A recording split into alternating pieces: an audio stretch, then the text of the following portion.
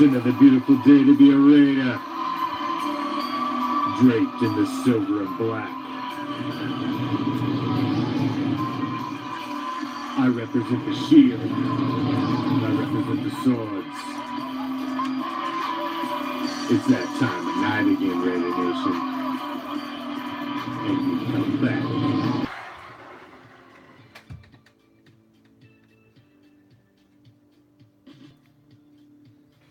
What's up, Raider Nation? I am the Commish, coming to you live from Hardcore Challenge Live Studios. Where is that, might you ask? Well, it's a little place just down the street. Past a couple houses. Stop and ask my homie on the corner. The man's name is Joe. Pay him some common courtesy. He's not always the best dressed, but the man will give you the right directions. It's just past the house with the boarded up window. Take a right down the alley. I know it looks dark down there, but don't be scared.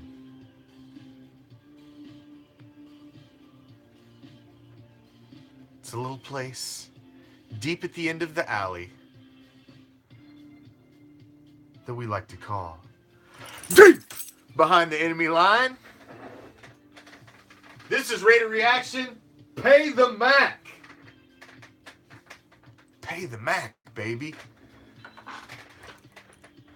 Break him off what the man needs to make him feel wanted.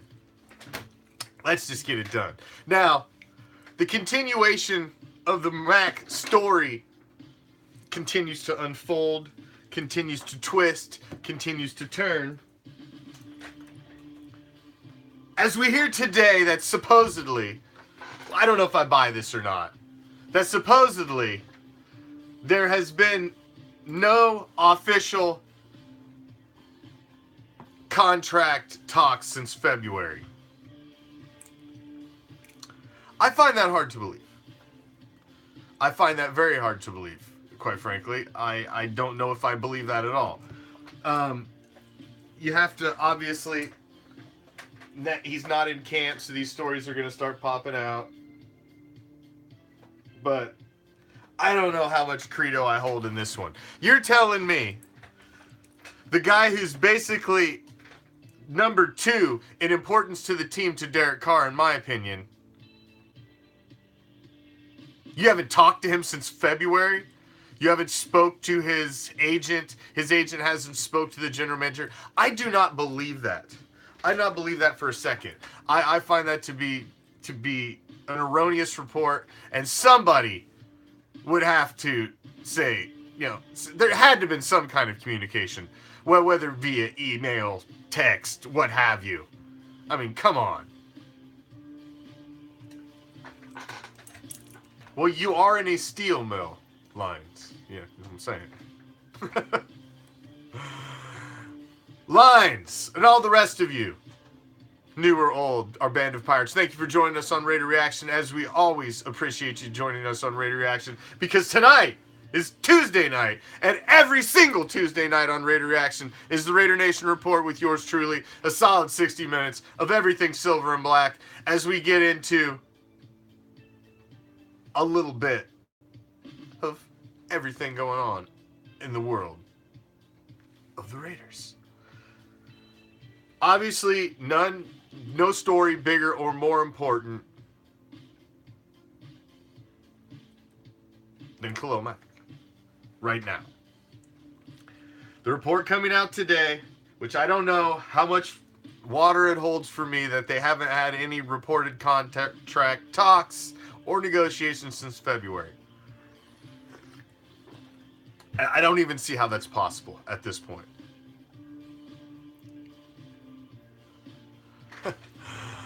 We got the YouTube crowd up there. Thank you for watching on YouTube for us as well. We're streaming simulcast on our YouTube page, Hardcore Challenge Live Studio Webcast. If you haven't subscribed, please do. So, we went in depth into it last night. It's basically if you're an agent, you are hoping that your player that you are representing gets to make it all the way to the fruition of their rookie contract, so you get the opportunity to negotiate and get that big ass payday, because you get paid on percentage. So you're only going to get that commission when you sign that big payday. So you're wanting your guy to get to the end of that contract, so you get the chance. So that's like all the work you put in, you're gonna get that payoff now. Well, the fact that your client happens to be a previous defensive player of the year, he's done nothing but got better. He's been in the Pro Bowl every year. He's one of the best damn players in the league. So the fact that your client has ended up being that is a jackpot for an agent. So he's sitting there right now and he's drooling. He knows this opportunity doesn't come around too many times in his career where he's going to get the chance to make some big bucks. So I'm telling you, when it gets down to crunch time, the negotiations will happen. Khalil Mack will be in the silver and black uniform and on the field in week 1. Mark my words, man. I do not see any way that doesn't happen. Khalil Mack hurts himself and his brand if he holds out and becomes that guy. A training camp holdout is nothing. Guys do it every goddamn year. Khalil Mack right now is in the Buffalo area. He's working out. The guy's a physical freak. And the second he walks on the field, he's still better than 99% of all of the other defensive players in the league. Right now. You drop him in 2 weeks, in 3 weeks, you put him in, and he's still damn near the best player on the field. He's the dude walking around 365 days a year in better shape than the majority of human beings on this planet. He's a generational type player. When he gets there, he will be ready to go. I'm not concerned about it. Khalil Mack knows that. His agent knows that. And the goddamn Raiders know that too. So, the staring contest is going to get a little more intense as we continue along, but it's going to handle. We're going to be dealing with this for a little while longer. I don't see it shaking out. I don't think we're going to see Khalil Mack taken care of before the first preseason game.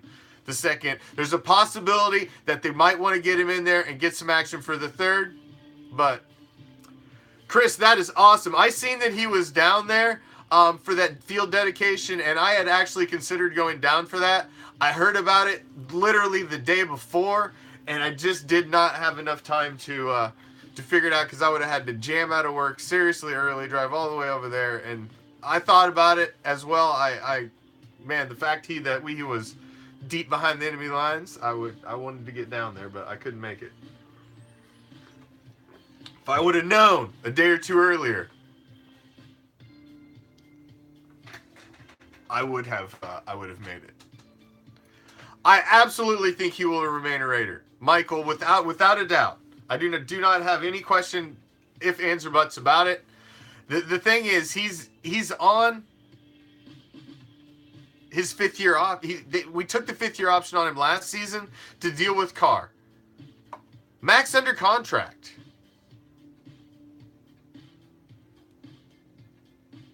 And he's not going nowhere.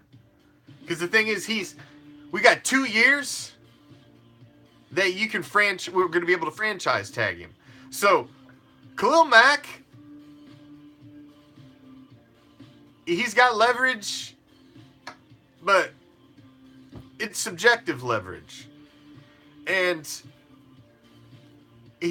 both sides are going to have to come to the table and sit down and take care of this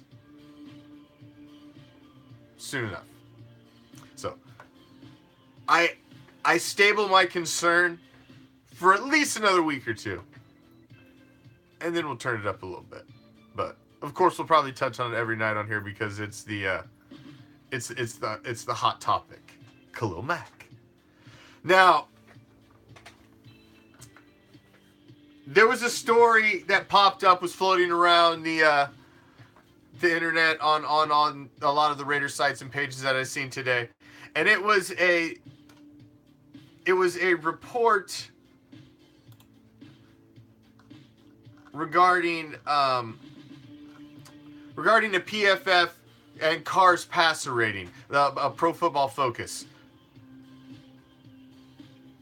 Now, they're saying the Carr's passer rating drops 60 points, mind you, when he's under pressure in the pocket. Now, I would say typically probably any quarterback's passer rating drops a little bit when they're under pressure because, I mean, isn't that common goddamn sense that it's going to be a little more difficult for you and you're not going to do as well when you're under pressure? Now, I don't know, without going, and obviously I didn't have the time to go and compare and see how that shakes out to what some of the other quarterbacks are across the league. I'm going to try to look in that tomorrow and bring that to the table for tomorrow's Goes to the Post episode. But I thought that was significant enough to point out that he has a 60-point drop in his passer rating when he's under pressure. I read that stat and I'm thinking to myself, well, yeah, his rating gets worse when it's more difficult. That seems to be logical and makes sense. So I don't know if that's something to be concerned about or if it's just another one of them meaningless stats they throw out there because it's the offseason. We need something to freaking talk about, something to write an article about, and it's probably more. What's up, everybody? What's up, Mike? What's up, Mer? What's up, Jeff? What's up, everybody? Jeff, you are correct. Mac wants the guaranteed money. Everybody wants the guaranteed money. It's all about the guaranteed money now. They all want those, they all want the contracts like the other pro leagues have, where guys get guaranteed cheddar. They see Kirk Cousins got it. There's a couple other guys that have gotten it, and now that's the vogue thing. Everybody wants the guaranteed contract. They want to know that they're covered. Well, that's just not how it's going to work out. Well, yeah, don't we all want guaranteed money, Lions? I mean, come on. We all want guaranteed money. But it's just not the way it works out. I mean, I'm sorry. You've made, well over $20 million already. It's not that you're hurting. I wouldn't believe you're going to be destitute if you quit working unless you horribly can't manage your fucking money. But professional sports is a gamble. The NFL owners are really going to... It's going to be interesting because I've kind of watched how this has started to progress and morph this offseason with the guaranteed contracts. Kirk Cousins was the first big name that you really seen get a big guaranteed contract. So does that mean other teams are going to start following suit? You've seen some other,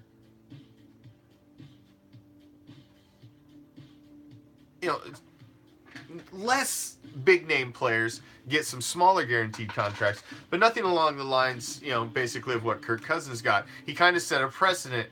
So I agree. I'm along the lines of 5 years for Mac, but we'll see. Now, back to the quarterbacks, where we were at talking to Carr, and I wanted to segue in to obviously the backup. Now, there's, per John Gruden, and I quote, Connor Cook, he's getting better. A lot. What does that mean? We haven't seen a lot of Connor Cook. We haven't seen enough of Connor Cook. Obviously, he was thrown to the fire with a terrible fucking game plan, no NFL starts, and thrown to the wolves against the top defense in the league. It's a recipe for fucking disaster. I was as positive as anybody else going into that game, hoping he could pull it off, but didn't work out. Now, Connor Cook, to me, and I've said it before, I like Connor Cook and EJ Manuel together back there as kind of basically a two-headed backup quarterback monster. They are two completely opposite quarterback on the quarterback spectrum. You've got Connor Cook, who is your big, prototypical quarterback, stands tall in the pocket, big arm, can throw down the field, stand over, to be able to see over the line and pick a defense apart. He's your guy who, if your starter goes down, that you can lean on, that he can be your guy going forward to help you get through a season. That's what Connor Cook is supposed to bring to the table. Now, E.J. Manuel, on the other hand, I like as the relief pitcher role. If Derek Carr goes down and E.J. Manuel needs to come in, he is a complete polar opposite of what Derek Carr is putting on the field. He runs. He uses his legs to get open, to get guys open. He uses his legs to create plays, to extend plays. He's a mobile quarterback and a complete polar opposite of Derek Carr and Connor Cook. So, for a defense who has game planned all week for Derek Carr, and his tendencies, and he goes down midstream, and you throw E.J. Manuel in there, who's rolling out, who's making things happen with his legs, I like that. So, I like E.J. when you can plug him in as the relief pitcher type backup quarterback. But Connor Cook's the guy I want to lean on. He's supposed to be our possible future. He's supposed to be the guy who, if Derek goes down for weeks, this guy can step in and carry it for a month. That's what Cook needs to be. Now, we can only hope that in the past 2 seasons, he's really came along and he's progressed in his quarterback mind and his abilities. We can only hope. Hey, it's what Coach Chucky's saying right now, is that the man has improved a lot. He's getting better. We will see. We will see, because as we've seen in 2016, backup quarterback's a damn important position. As we've seen in the 1983 season, in the 1980 season, backup quarterback's a damn important position. We won 2 Super Bowls because of a backup quarterback. And we also possibly lost one we could have won in 2016 because of a backup quarterback. Because I still honestly believe we had a chance to win it all if Carr stayed healthy in 2016. We were on that kind of a train. I think we could have done it. Or at least gave it a shot.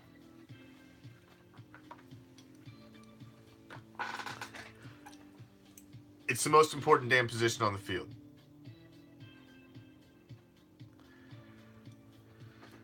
Yeah, I guess it depends on who you ask, Corey. It's, he's not always throwing at the number 1 wide receivers too. So it depends. How's he looking against the first, or with the seconds, or everything's subjective. The coach says he's doing good. He's had 2 years. I mean, he's still there. They brought in Hackenberg to see if he could somehow crack the roster, which was an absolute joke. He was one of my what the fuck signings. Thank you, my brother. Thank you.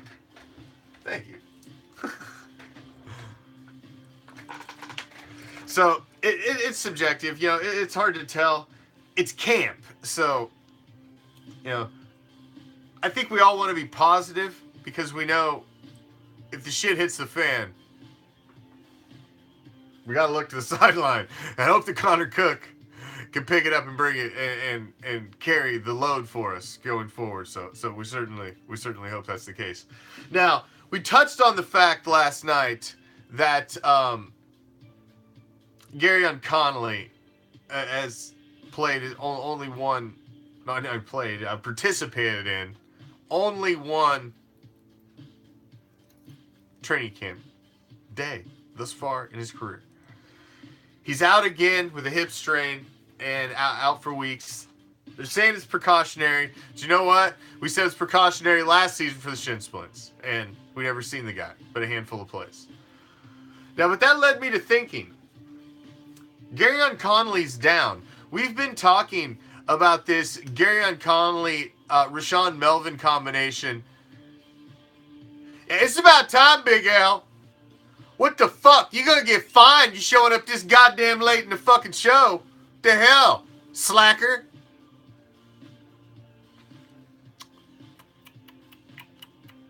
I tell you.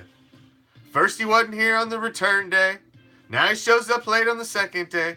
Oh, man. You go sit in the corner. You go sit at the kiddie table just for tonight.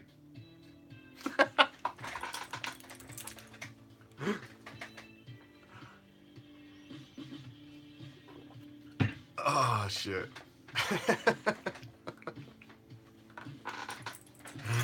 You've been banished. Oh, hell.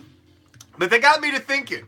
Because we've been talking about this great possible combination of Conley and Rashawn Melvin. That this could really be a great combination. And if Conley's out, who's that give you? As the starter on the other side. And you have to start looking. Dexter McDonald? Or do you possibly roll with the rookie, Nick Nelson? Oh, well then that is a worthy cause, and that's an awesome thing you're doing for Mo. So that's a worthy cause. So I guess we won't make you sit at the kiddie table then, since we're doing a good deed for a fellow Raider brother. So we will. I guess you can come off the kiddie table. Well, goddamn. Jeez. See, you had to go be doing some worthy cause. Damn it. You ruined my whole punishment. Conley has not proved anything. James Conley has not proved anything. But what I have seen from Conley is a handful of plays on the field that's almost like seeing a guy on the basketball court dunking from the fucking free throw line. Do you really need to? How many times do you need to see that to know, hey, he's got the skills to do it? Because there were a couple of plays I seen Conley make when he was on the field last season that made me sit up in my seat and say, ooh.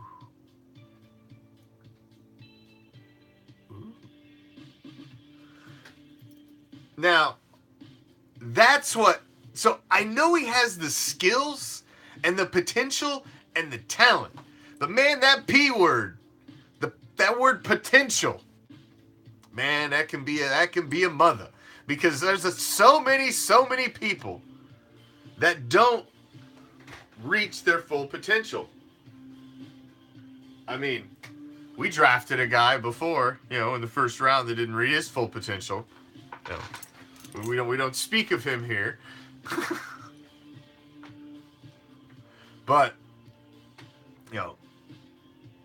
that P word is dangerous.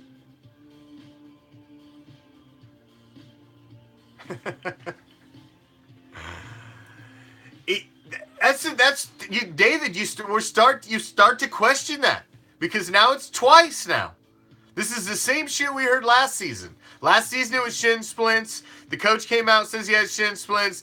Conley comes out the same day in a report, and it's like live interviews like, shin splints. I got a shin splints. See, and then it's precautionary. We're sitting him out, and then we don't see him. He comes in for a little bit. You see him in a game or two, and then he's out. He's shelved.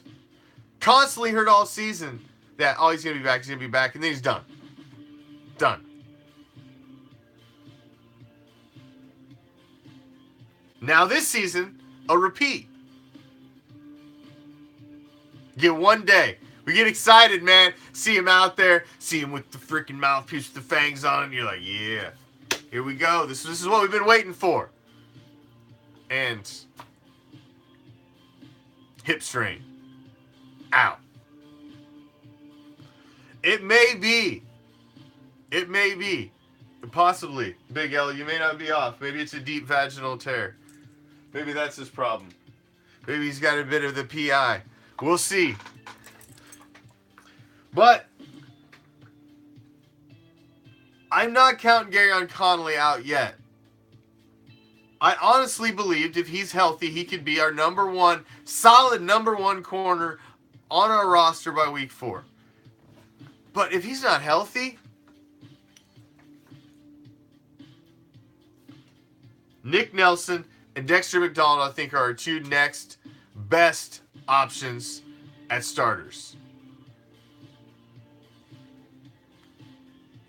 Across from Rashawn Melvin. So, looking at Melvin Conley, now you're looking at a Melvin Nelson, Melvin McDonald combination. Does that make you feel all warm and fuzzy, Raider Nation? Because that really doesn't to me. But so far I've heard positive things about Nick Nelson. They're saying he looks good in camp, so we'll see. We'll see. It's going to be interesting, though. We got Black Friday in 2 weeks. August 10th, we'll be taking care of you. I know most of you will be able to watch it on NFL Network, but we'll be taking care of you and streaming it live for you as well. All you got to do is follow the page. We're going to have a rave page set up. Have the link posted here, and you can copy, paste it, and jump right over and watch it on the other page. And then we will systematically destroy that page once the feed is over. And then do it again. And then do it again. And then do it again. Because we are pirates. And we will fuck the man. Every goddamn chance we can get. And steal and pillage and take your shit.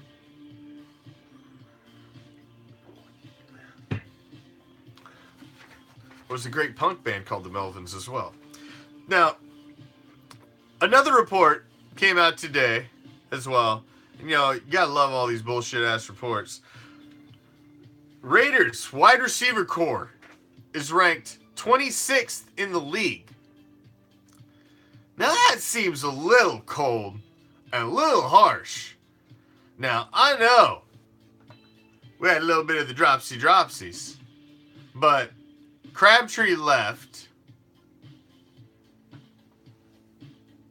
Jordy Nelson is not exactly a scrub. I mean, and you got to look at who else we've got. I mean, we got Martavius Bryant, Ryan Switzer, Johnny Holton. I mean, got Griff Whalen. I mean, come on. Saheed Blacknall is a he's an interesting one. He's another one that I wonder if he's going to make it on the cut. We'll see. We'll see. But Amari Cooper, Martavius Bryant, and Jordy Nelson. 26th out of 32?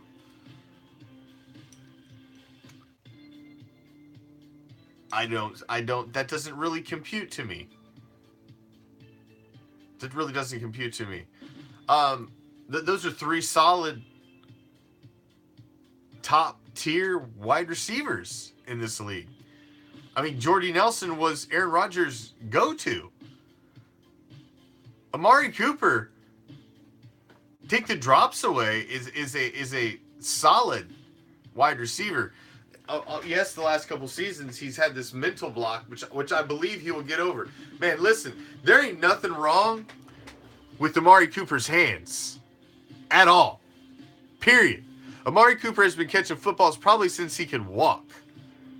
That dude can catch footballs in his fucking sleep like it's nothing without even looking at the shit.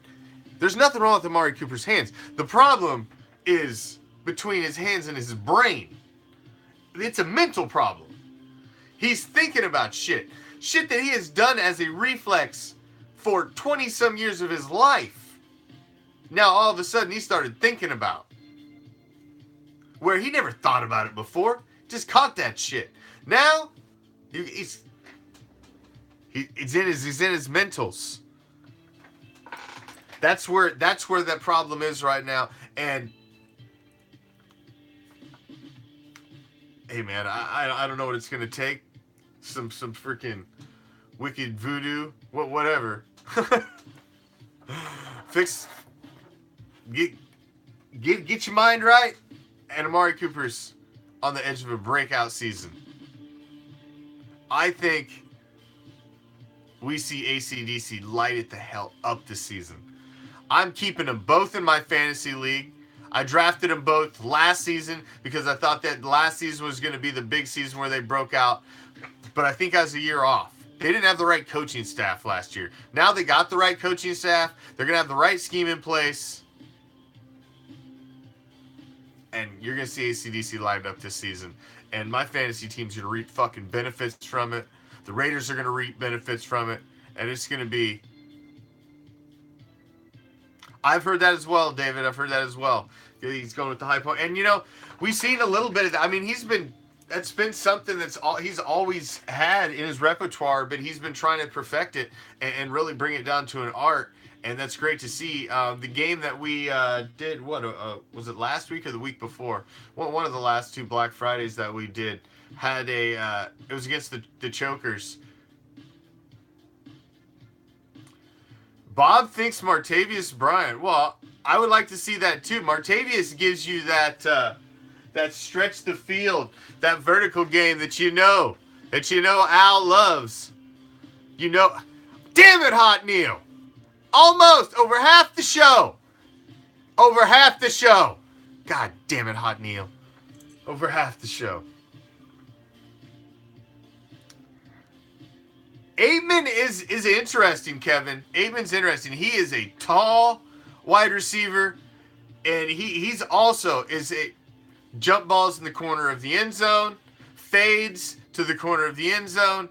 When you're down there in the red zone, those guys are going to be big, man. You stick Aitman, Martavius Bryant out there, the quick slant capabilities and the precision route running of Amari Cooper.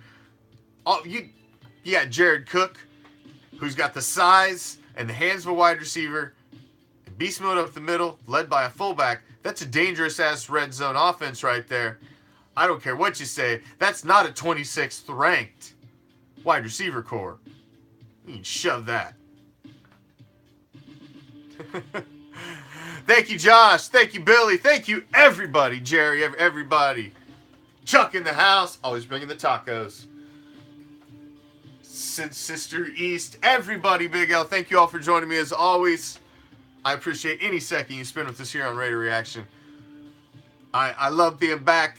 Had the month off to, for a multitude of reasons. But mostly just to recharge, man, and get ready for the season. It takes a lot to do this 5 nights a week.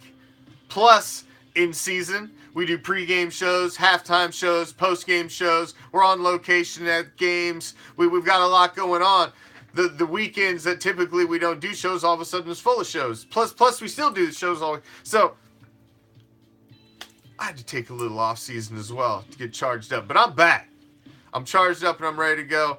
And I hope you hang out with us all season. We've got you covered for all the preseason games. We'll most likely have you covered for the regular season games as well. But I know my homie James Raider and a bunch of the other members of Raider Nation also hook you up with some sweet-ass game streams. The guys at Raider are in FL.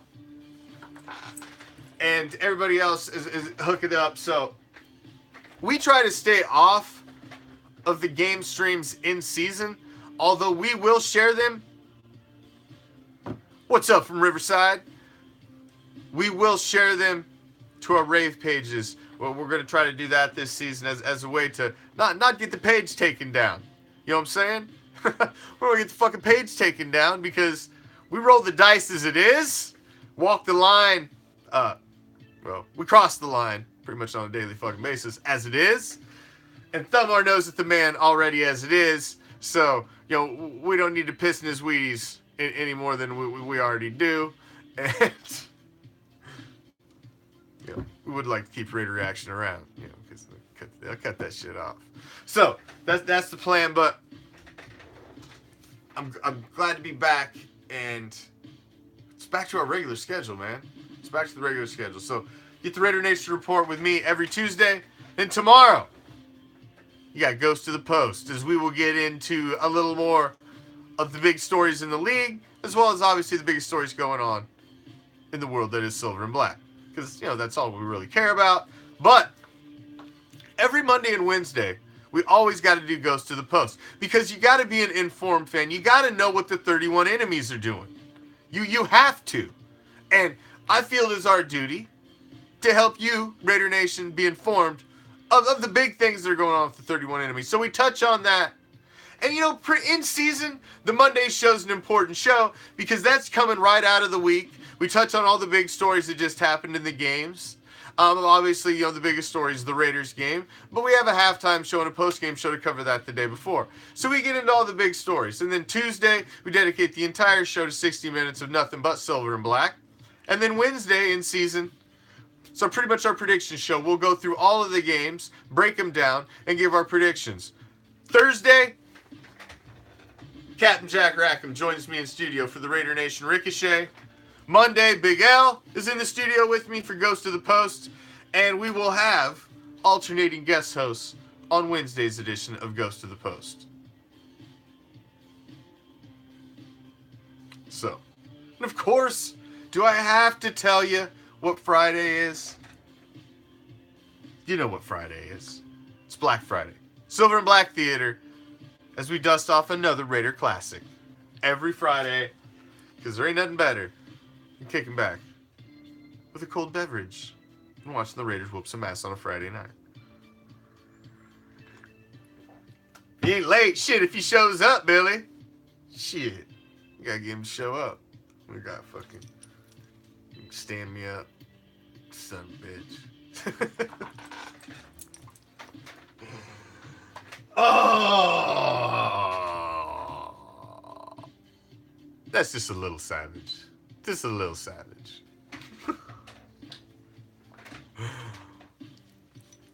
Chuck, I don't know. That's a fair question. And there's some ass clowns out there that post that shit. They'll post these stupid, you know, like fake ass stories of the Raiders are changing their colors to gold and black when they get to Vegas. Oh, and they're gonna be the Knights, and you know, no, they're not. No, they're not. You see that? You see that logo? What does that say? Does it say Oakland? Does it say Vegas? Does it say fucking Mars? Pluto? Uranus? No! It says Raiders. That's what it says. And that's what it'll say. Whatever fucking zip code there is. So it's just... the 247 Sports, man, guys, stray the hell away from that shit, man. That, if you click on their articles, it is straight up clickbait bullshit opinions. There's really no factual shit to most of their stories. It's bullshit opinion pieces. If that's what you want, is bullshit fucking National Enquirer type sports, please go ahead. Go read that shit up. But us at Raider Reaction, we don't even share their stories to our page. And, you know, that's pretty much all we do is, you know, collectively grab the best of the best news sources in the silver and black world and give it all to you in one location.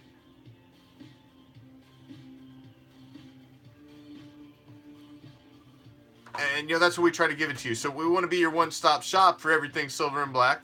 We've brought on graphic artists. We've got Lori added to the... Raiderette Lori added to. She's been... I know you guys have been seeing and loving her graphics that have been up on the page. You know, we're trying to add some more folks to the team. We got Kevin Davis, who's been up on the page, keeping the news feed pumping with everything, helping me with everything that's going on in the news feed. Popeye as well, and all of the hosts that help out. So there's a huge team at Raider Reaction that we've got assembled for this season, and we're gonna hit it and hit it hard. We got a new pregame show that I think you're gonna enjoy. Gives a chance for, while you guys are sitting there, you know, you're hyped up, you're ready for the freaking game to start, you're at home. Man, you don't want to listen to all that other bullshit. You want to hear about your team. So you'll be able to come here to Raider Reaction, have something where a whole group of Raider fans will be here hanging out, and you can sit and talk about the game, go over the game, and we'll be dropping that info soon. But we got a little pregame show for you in the works. And of course, you'll have yours truly. We'll be on location with booster clubs, on location at games, and as well as live in the studio for halftime shows and post-game shows for every goddamn Raider game this season. Every Raider game this season. When it goes to half, you will have the official Raider Reaction halftime show. Every goddamn game. When it goes to post-game, whether you're pissed or you're happy, you can come here with Raider Nation and we can hash it out. I've had, I'll be coming over there, JD. Don't you worry. Don't you worry. Don't you worry. I will be coming over there. And I do believe, is today the last day? Man, I'm a horrible fucking procrastinator. Was today the last day that I'm supposed to pay my dues, JD? Because I'd like to request an extension because I am going to join the club. But I'm fucking busy, man. I'll do it tomorrow. I gotta go online. You guys got like this fucking form I gotta fill out and shit. You know, that's like work. So you know, I'm gonna need like a 1-day extension so that I can get in. Can I get like a 1-day extension? All right. Because I'll take care of that shit tomorrow. Because I just realized today was the 31st. Like, some bitch. I was going to do it this weekend. I didn't get around to it. I'm terrible. Yeah. I'm a busy guy. Shit. I got a lot going on.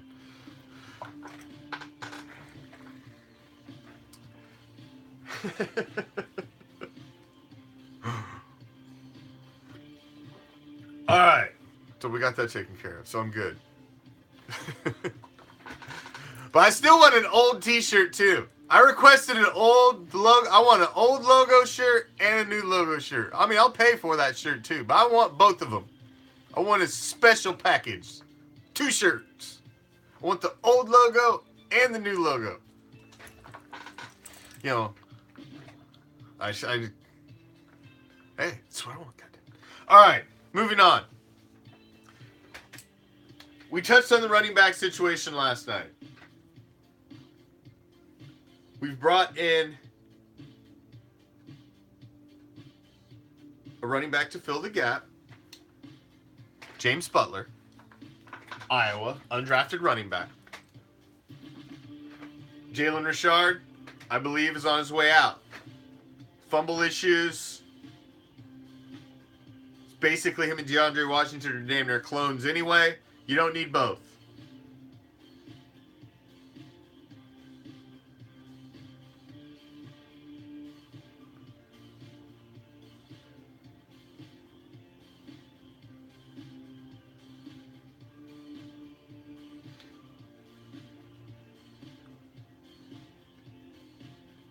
But we'll see.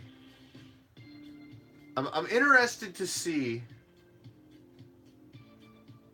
how Doug Martin looks when we actually get out there and get to see him running behind our line.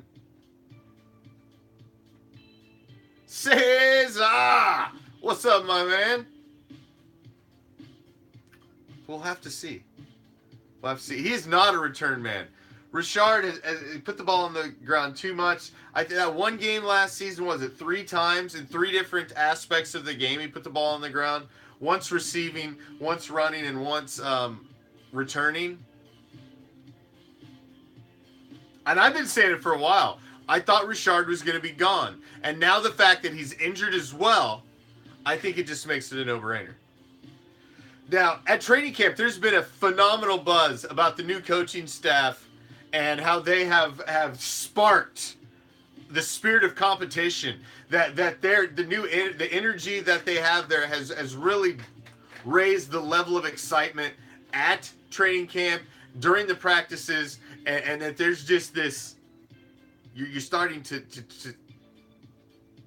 see this thing that could be beautiful. You're starting to see it.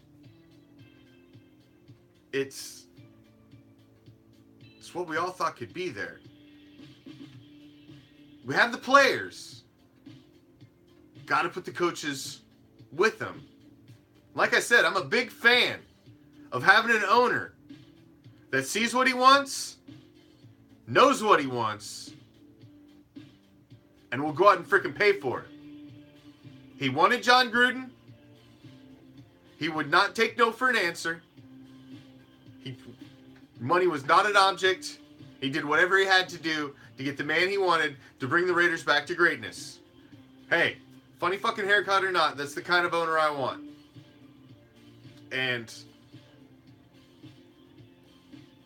I like that I will go out and get what I want.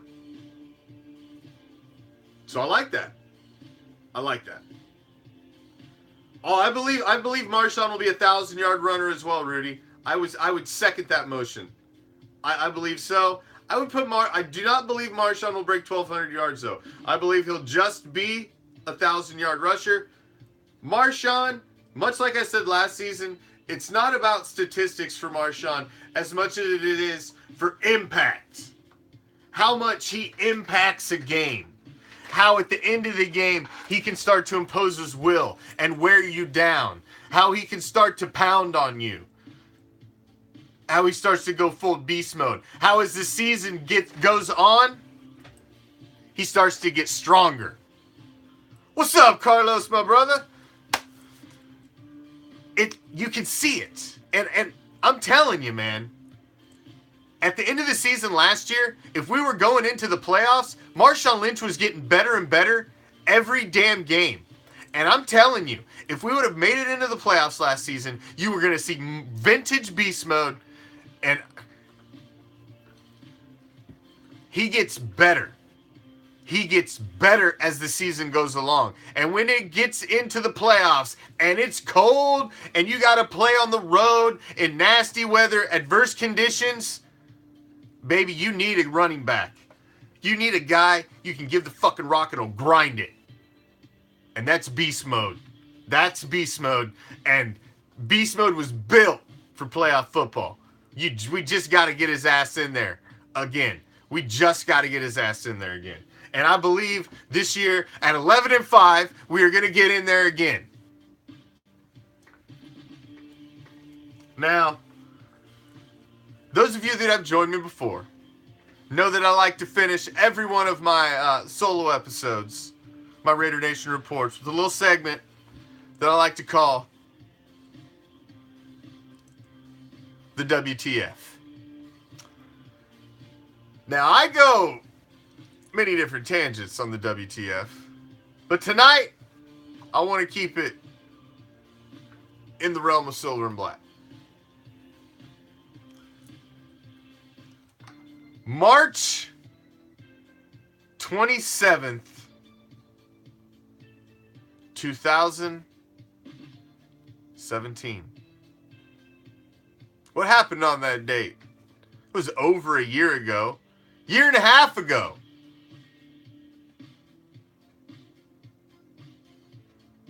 Hell, if the love of your life broke your heart, crushed it, ran off with your brother like some Jerry Springer shit, you'd have got over that by now.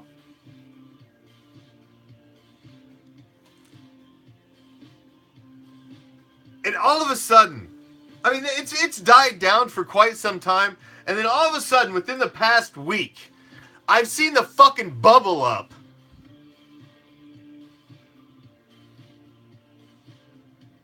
of this fuck Vegas, fuck Mark Davis, this fucking, it's Oakland or nothing shit again, and, the only real fans are, the Oakland fans, and, we're starting all that shit again. Listen, March 27th, 2017, as a motherfucking year and a half ago, get up at your feels, alright?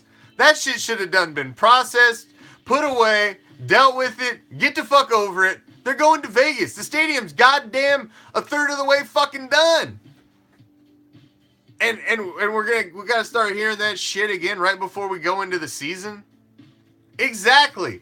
And at the alumni gathering. I mean, how low class is that? That's not the place. It's not the place at all. Listen. If you haven't gotten over that shit by now, if you're still around to just piss and moan and say, you know what? Fuck, as soon as they leave Oakland, I'm done with them. Then motherfucker, be done with them now. If you're gonna leave in a motherfucking year and jump ship, then get the fuck off now. We don't need you on the Raider train. Get the fuck off. That's all I'm saying. If we're gonna hear this crying ass shit now, then bounce. Because we don't need fake ass fans in the nation. If you didn't deal with that shit a year and a half ago, and you're still fucking crying and whining about the fucking Vegas relocation,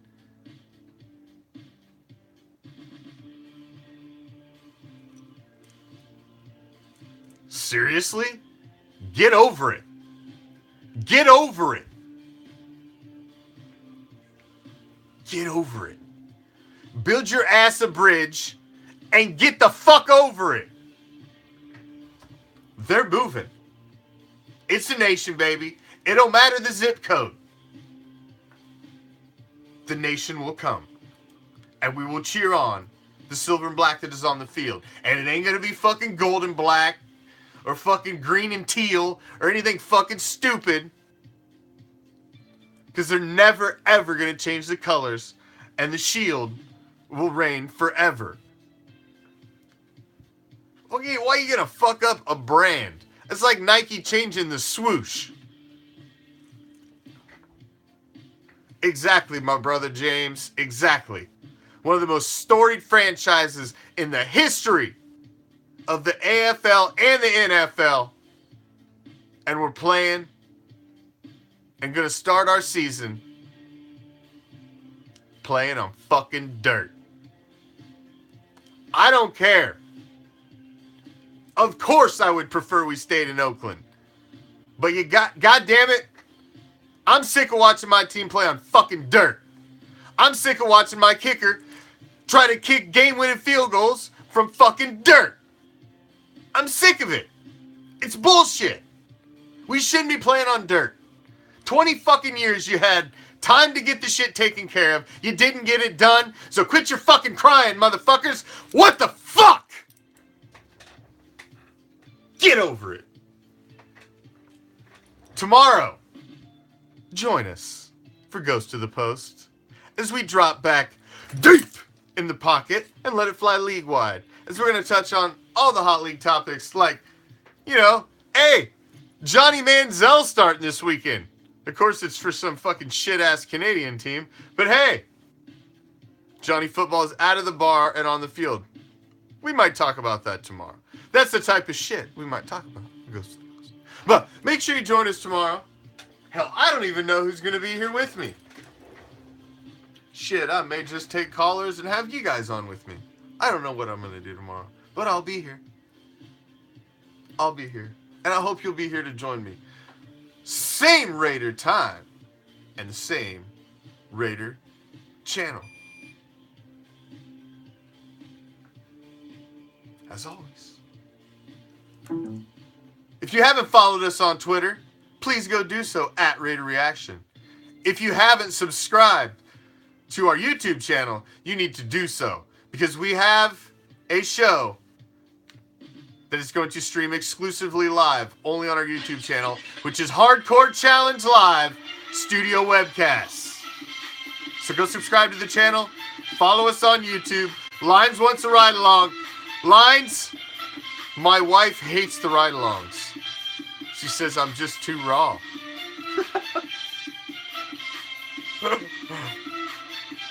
My wife has requested no ride-alongs, but, I'm not real good at listening a lot.